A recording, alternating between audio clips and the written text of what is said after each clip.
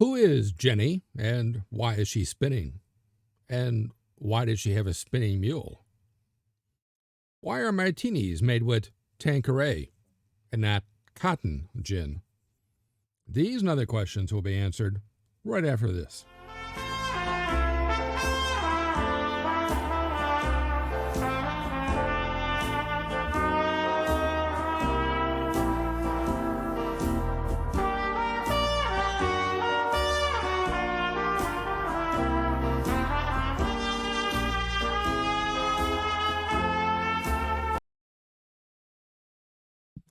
I'm Professor Jerome Markenberg, and I've been teaching a wide variety of history courses at colleges across this country for the past 30 years. In this video, I'm going to tell you about how a growing British population, a result of the Agrarian Revolution of the 17th century, led to a growing demand for clothing. How this growing demand for clothing led a handful of inventors to improve upon spinning wheels to produce more yarn than ever before using steam instead of human muscle to power them, and how this growing supply of yarn then led another handful of inventors to improve upon looms to weave more cloth than ever before using steam instead of human power. At the end, I'll have the wrap-up quote on this video, so make sure to stick around for that. But first, make sure to click like, share, and especially subscribe, and that little bell thingy, so I can continue to bring you more great videos just like this one.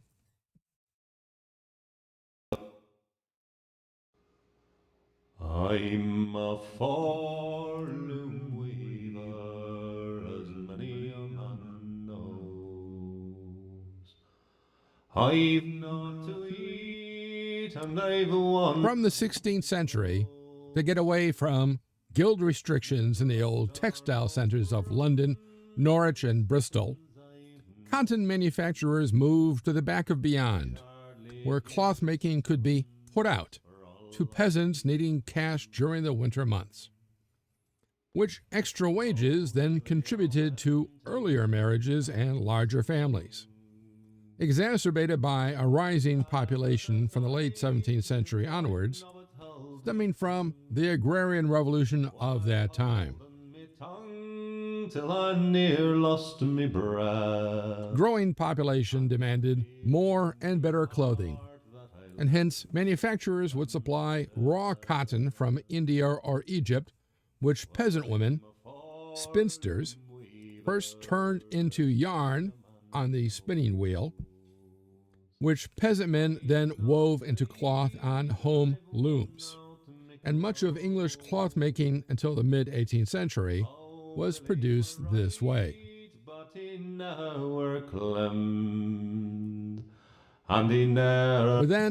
in 1733, John Kay, this dude here, invented the flying shuttle, which led weavers still working on hand looms to double production, which doubled their demand for yarn, just seen right here.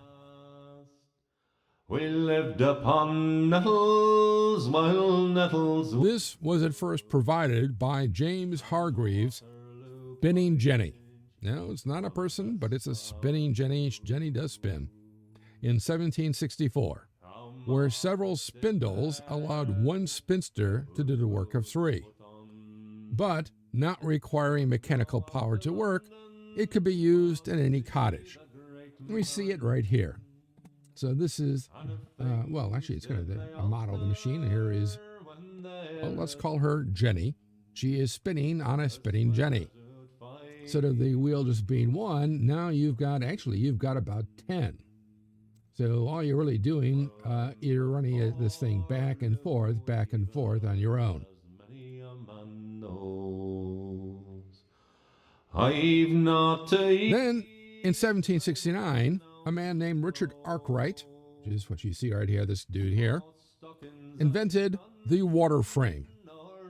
And that is this thing, which multiplied production 10 times over. But it required external power, in this case, a water wheel, to work.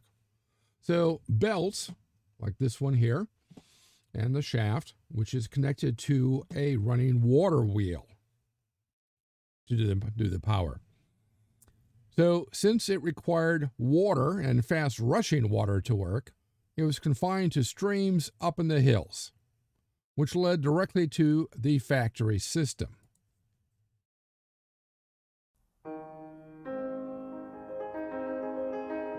In 1779, Samuel Crompton, seen here, combined the spinning jenny with the water frame and came up with the spinning mule, which is what you see here, which multiplied production a further tenfold. And then after his spinning mule was adapted for use with Watt's steam engine in 1790, production soared not only 100 times over, but it could now be done down in the cities, where coal was cheap and labor plentiful.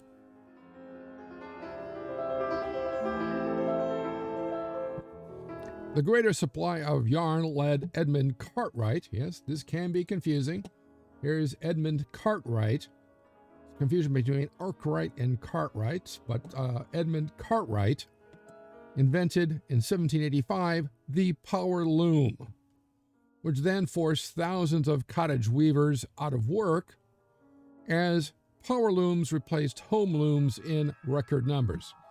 And of course, instead of just being able to have your home loom, you've got hundreds of these power looms combined, all running on the belts, which linked up to the steam engine, which of course then you have a large building which comes to be called the factory.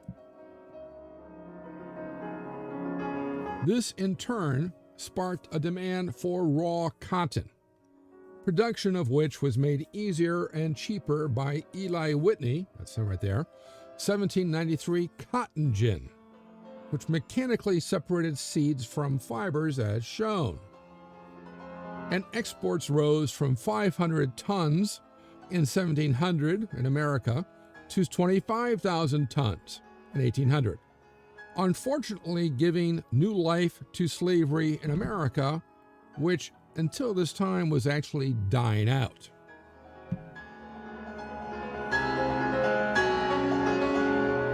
Besides these, a host of other innovations in preparation, dyeing, bleaching, fulling, and cloth printing took place. By 1803, in England, cotton exports surpassed wool for the very first time, and half the production went overseas.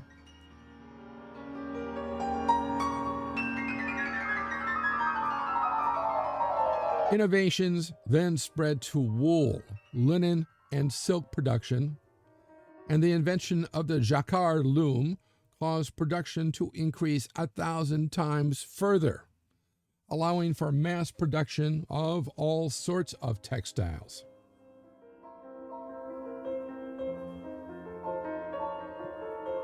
The wrap-up quote. Were we required to characterize this age of ours by any single epithet, we should be tempted to call it not an heroical, devotional, philosophical, or moral age, but, above all others, the age of machinery, in every outward and inward sense. Our old modes of exertion are all discredited and thrown aside. On every hand, the living artisan is driven from his workshop to make room for a speedier, inanimate one. The shuttle drops from the fingers of the weaver and falls into iron fingers that ply it faster. Men have crossed oceans by steam. The Birmingham Fire King has visited the fabulous East. Thomas Carlyle, 1829.